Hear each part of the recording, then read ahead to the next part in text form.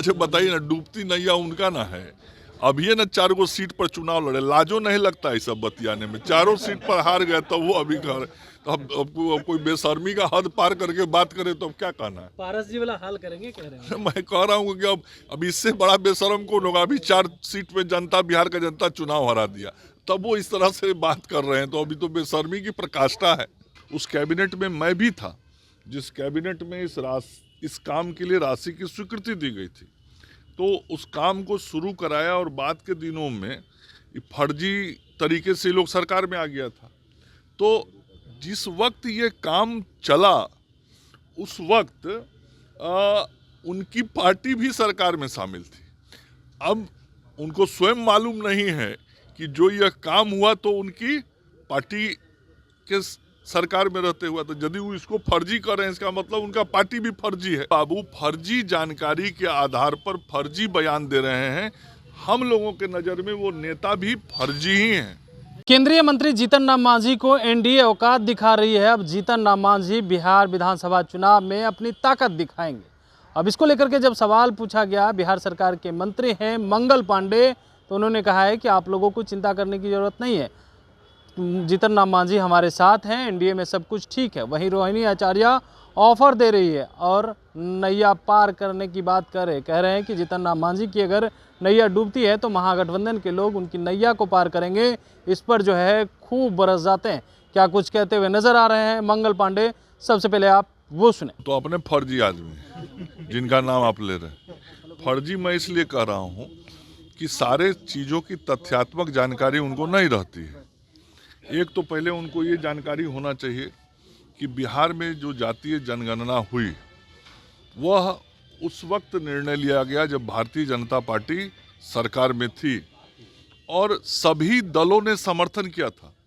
उसमें उनकी भी पार्टी थी और भारतीय जनता पार्टी के साथ नीतीश जी के नेतृत्व में चलने वाली एनडीए की सरकार ने जिस जातीय गणना का निर्णय लेकर इस कार्य को शुरू कराया था, उस कैबिनेट में मैं भी था जिस कैबिनेट में इस काम के लिए राशि की स्वीकृति दी गई थी। तो उस काम को शुरू कराया और बाद के दिनों में फर्जी तरीके से लोग सरकार में आ गया था। तो जिस वक्त ये काम चला उस वक्त उनकी पार्टी भी सरकार में शामिल थी।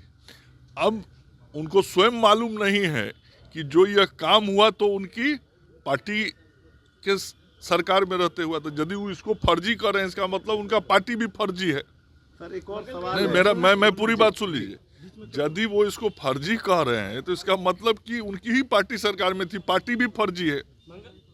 मेरा बात पूरा होने। दूसरा, जब यह जांच रिपोर्ट आया तो इस जांच रिपोर्ट को सरकार ने सार्वजनिक किया, समाज के सामने रखा और साथ ही सरकार ने यह समाज के सामने बातों को रख के कहा कि यदि किसी को इस पर आपत्ति है तो वो सरकार के सामने अपना आपत्ति दर्ज करे, फिर सरकार उसकी जांच कराएगी। तो आज तक तो किसी ने आपत्ति दर्ज नहीं किया, उनकी पार्टी के लोगों ने भी नहीं किया, उन्होंने भी नहीं किया।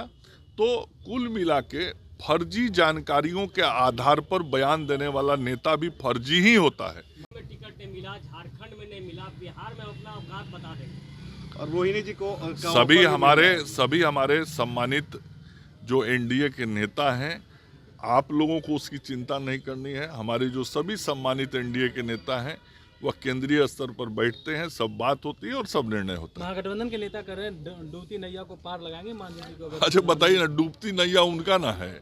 अब ये ना 4 गो सीट पर चुनाव लड़े, लाजो नहीं लगता है सब बतियाने में। चारों सीट पर हार गए तो वो अभी घर, तो अब कोई बेशर्मी का हद पार करके बात करे तो अब क्या कहना है। पारस जी वाला हाल करेंगे कह रहे हैं। मैं कह रहा हूँ कि अब इससे बड़ा बेशर्म कौन होगा। अभी 4 सीट पे जनता, बिहार का जनता चुनाव हरा दिया, तब वो इस तरह से बात कर रहे हैं, तो अभी तो बेशर्मी की प्रकाष्ठा है। बाबू फर्जी जानकारी के आधार पर फर्जी बयान दे रहे हैं। हम लोगों के नज़र में वो नेता भी फर्जी ही हैं। तो आपने सुना जीतन राम मांझी के बयान को लेकर के कह रहे हैं सब कुछ ठीक है, और वहीं रोहिणी आचार्य और महागठबंधन के द्वारा जीतन राम मांझी को ऑफर दे रहा है, उसको लेकर के भी खूब बरस रहे हैं। वहीं नेता प्रतिपक्ष राहुल गांधी जाति आधारित गणना बिहार में जो हुई उसको फर्जी बता रहे हैं, तो कह रहे हैं कि अब व्यक्ति ही फर्जी है।